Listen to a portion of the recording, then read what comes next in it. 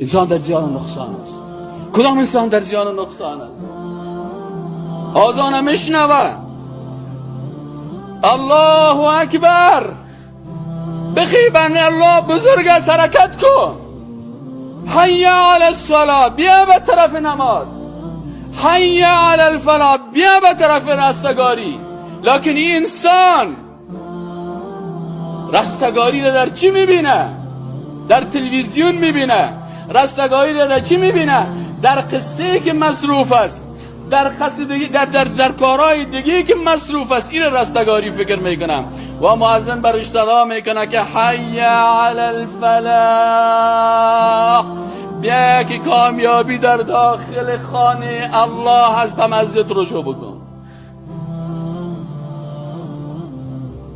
در اینجا هست که انسان باز وقتی که دفتر اعمال خود میبینه که یونت های زیاد عمر عزیز در کارهای شیطانی سپری شده.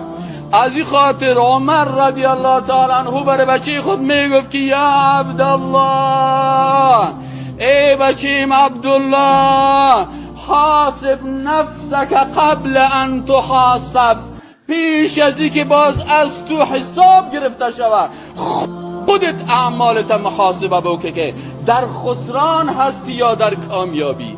چقدر یونت های عمر تو در بانک شیطان ذخیره شده، در راه شیطان ذخیره شده، و چقدر یونت های عمر تو در بانک رحمان ذخیره شده.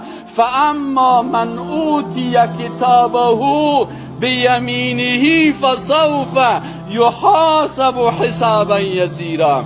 وقتی که دفتر اعمالت به دست راست داده شود، باز وقت حساب آسان است بر از انسان.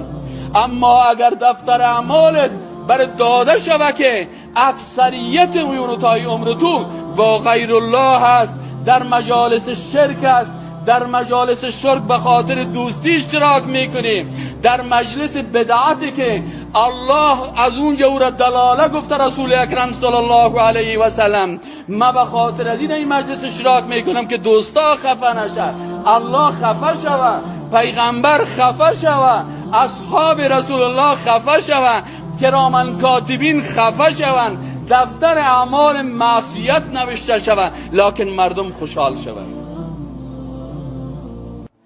مال هذا الكتاب، این کتاب چه قسم کتاب است؟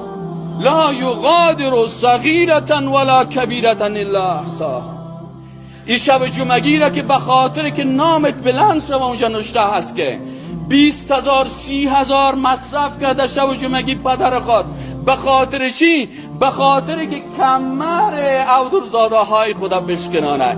در وادی تسلیم شدن دفتر اعمال، دفتر کمر عبدالزاده نشکسته، کمر خودت مشکنه.